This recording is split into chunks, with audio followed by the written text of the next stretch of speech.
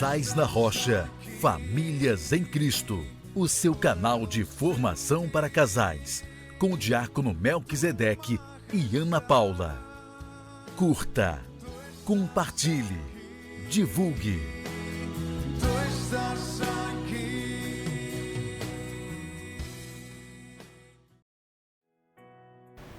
Casais na Rocha, Famílias em Cristo, que bom tê-los aqui mais uma vez conosco. Deus os abençoe. que bom, como a Ana Paula disse, ter você em mais uma formação.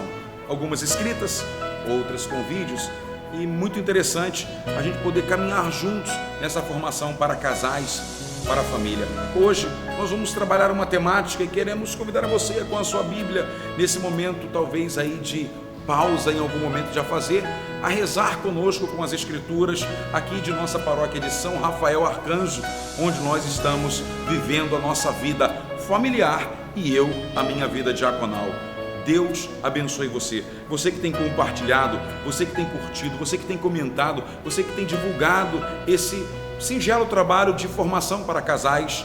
Muito obrigado em nome da nossa família. Deus abençoe você. Ana Paula vai ler um trecho da Escritura, o qual nós queremos caminhar e rezar juntos com ele. Nós estamos reunidos em nome do Pai, do Filho e do Espírito Santo. Amém. Escutemos juntos. Aquele, pois, que ouve essas minhas palavras e as põe em prática é semelhante a um homem prudente que edificou sua casa sobre a rocha. Caiu a chuva, vieram as enchentes, sopraram os ventos e investiram contra aquela casa. Ela, porém, não caiu, porque estava edificada na rocha. Mas aquele que ouve as minhas palavras e não as põe em prática é semelhante a um homem sensato que construiu sua casa na areia. Caiu a chuva, vieram as enchentes, sopraram os ventos e investiram contra aquela casa. Ela caiu e grande foi a sua ruína. Esse evangelho, ele é tirado de São Mateus, no capítulo 7, mas ele está dentro do rito do matrimônio. É uma das leituras dos evangelhos possíveis para o rito do matrimônio. Tamanha é a grandeza e o ensinamento dele. E foi desse evangelho que nós extraímos essa inspiração de Casais na Rocha. A primeira coisa que eu gostaria de dividir com vocês é que nós estamos vivendo numa sociedade que nós temos percebido que ela anda doente. Hoje, dizem alguns dados estatísticos que mais de 60% da população brasileira vive debaixo do estresse. Quando nós trazemos essas realidades para a realidade familiar, a cada 3 crianças que nascem no nosso país,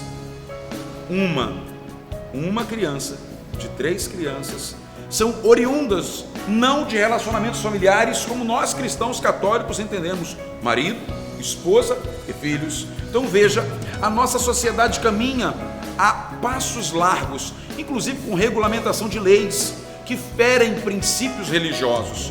Nós queremos construir lares sadios. Como é possível, no meio dessa sociedade que tenta arrancar de nós a santidade, a pureza do lar, as virtudes mais sublimes da vida conjugal, como construir um lar sadio no meio de uma sociedade doente? Esse evangelho que a Ana Paula acabou de ler quer nos dar 3 passos, e nós gostaríamos de rezar com você, meditando esses 3 passos, já que para nós acreditamos que é possível nadar contra a maré e construir famílias, construir lares não doentes, mas lares sadios. Primeiro aspecto que esse evangelho nos traz como dependência para nós termos uma família sadia. Que tipo de pessoa eu sou? Então, o primeiro aspecto é olhar para nós, eu como marido, Ana Paula como esposa, você como seu cônjuge. Que tipo de pessoa eu sou? Prudente ou imprudente? A prudente construiu sobre a rocha, a imprudente construiu sobre a areia. Você que é pai, você que é mãe, você que é marido, que é esposa. Um casal prudente é aquele cujo ser do bem vale mais do que ter bens. O caráter vale mais do que a riqueza. Ser presente vale mais do que dar presente. Então, primeiro aspecto desse evangelho para mim e para você hoje: que tipo de pessoa eu sou com Deus? na minha casa, quais são os princípios? É a minha vontade que prevalece ou são princípios religiosos deixados por Deus e dado à igreja? Esse é o primeiro aspecto, o aspecto de que pessoa eu sou. O segundo aspecto que este evangelho nos apresenta, se o primeiro depende da pessoa que eu sou, o segundo depende de que alicerce eu estou colocado. Veja, eu não sei se você já trabalhou fazendo uma casa, mas a areia, qualquer construção na areia é mais barata, dá menos trabalho, é mais bonito, porém não tem durabilidade. Você já viu nas praias esculturas lindíssimas na areia? São belas, chamam a atenção, porém não duram 5 minutos de chuva. Eu e você somos chamados a esse segundo aspecto. Que tipo de alicerce eu quero colocar como sustento da minha casa? A pedra que é bruta, que não tem beleza aparente, porém tem resistência aos ventos contrários. Há poucos dias, aqui, nesse mesmo altar, meus pais celebraram 50 anos de vida conjugal. E perguntando a eles como que conseguiram durar tanto tempo no mundo doente, construir uma casa família. Rocha. Durabilidade requer resistência. Eu e você precisamos entender que os fundamentos do nosso matrimônio não podem ser os fundamentos de muitas uniões que a gente vê nesse mundo, que tem uma aparência de areia, bonito, belo, ditando um ritmo de que você pode tudo, do prazer, da satisfação pessoal em detrimento de um compromisso sério, do desprover de qualquer tipo de responsabilidade na vida a dois.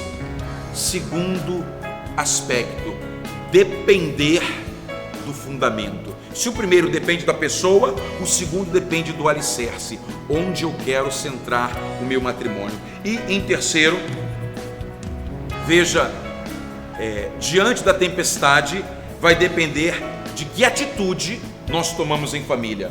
Veja, uns ouviam a palavra, mas não praticavam. Os outros ouviam a palavra e praticavam. Eu e você precisamos entender que o terceiro aspecto que esse evangelho nos ensina para ter um lar sadio é não ser ouvintes apenas, mas praticantes daquilo que Deus nos deixou como ensino. A atitude que nós tomamos diante da nossa vida conjugal vai refletir se nós estamos sobre a areia ou se nós estamos sobre a rocha. Veja, o vento contrário vai dizer, as circunstâncias eram as mesmas. O vento contrário bateu tanto em uma casa quanto na outra. O fato de sermos cristãos, católicos, não nos livra das tempestades, mas a nossa obediência, as nossas atitudes diante das tempestades nos pouparão quando elas surgirem. Me lembro que teve uma vez que Pedro precisou passar por um procedimento cirúrgico, e diante daquele dilema, você vê seu filho entrando num centro cirúrgico, desacordado, a luzinha da porta acesa, emergência, e você levá-lo até a porta e não poder entrar, bate um sentimento de impotência. Não tínhamos o que fazer. As nossas atitudes diante da tempestade vai refletir se somos de Deus ou se somos iguais a todos os demais que vivem na nossa sociedade. Repito, enferma quando o assunto é a vida conjugal. Primeira atitude, depende de quem somos. Segundo, vai dizer o texto, depende do fundamento que colocamos. Em terceiro, depende das nossas atitudes e das nossas escolhas. Que tal você olhar para a sua família e retomar o caminho da rocha?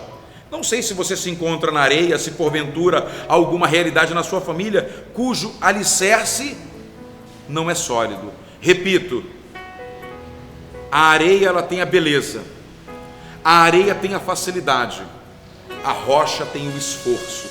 Eu me lembro que a casa que eu moro com a Ana Paula, fui eu e meu pai que fizemos. Nós tivemos que cavar buracos, dá trabalho, dá calo na mão, machuca, porém a casa tem uma certeza: os alicerces dela aguentam ventos contrários. Na vida espiritual de um casal funciona da mesma forma. Ou nós colocamos valores e princípios cristãos e saímos deste modismo, saímos desta forma de viver que todo mundo escolhe para viver, e eu concluo com um ensinamento do Santo Padre, o Papa São João Paulo II, que foi ratificado por Bento XVI. Existem 3 chagas contra a vida conjugal. Essas 3 chagas, elas na verdade têm fundamentos na nossa Igreja Católica. Primeiro, as uniões livres: amigado com fé, casado é. Segundo, o adultério. Terceiro, o divórcio. Os nossos 2 papas anteriores diziam isso. As grandes chagas contra a vida conjugal. Olhando para esse evangelho da rocha e da areia, nós deixamos aqui para você essa escolha: onde você quer construir a verdadeira felicidade da sua vida familiar? Naquilo que é passageiro ou naquilo que é duradouro? Hoje, ainda jovens, com 16, 17 anos já de casado, mas um dia, se Deus permitir, com 50, a vida conjugal, ela foi feita, como disse em um outro vídeo que nós gravamos, para ser uma viagem duradoura. Que Deus abençoe, olhando para esse evangelho, partilhando conosco nesse momento. Deus guarde a sua vida. Agora nós queremos rezar por você. Pai nosso que estás no céu, santificado seja o vosso nome. Venha a nós o vosso reino. Seja feita a vossa vontade, assim na terra como no céu. O pão nosso de cada dia nos dai hoje. Perdoai as nossas ofensas, assim como nós perdoamos a quem nos tem ofendido. Não nos deixeis cair em tentação, mas livrai-nos do mal. Ave Maria, cheia de graça, o Senhor é convosco. Bendita sois vós entre as mulheres, bendito é o fruto do vosso ventre, Jesus. Santa Maria, Mãe de Deus, rogai por nós, pecadores, agora e na hora de nossa morte. Pela intercessão de Nossa Senhora, Mãe dos homens, de São José, patrono da Sagrada Família, do Arcanjo Rafael, sobre você e sua família, seu trabalho, a sua saúde, a bênção de um Deus Todo-Poderoso, Pai, Filho e o Espírito Santo. Até o próximo vídeo de formação. Vamos em paz e o Senhor nos acompanhe. Graças a Deus.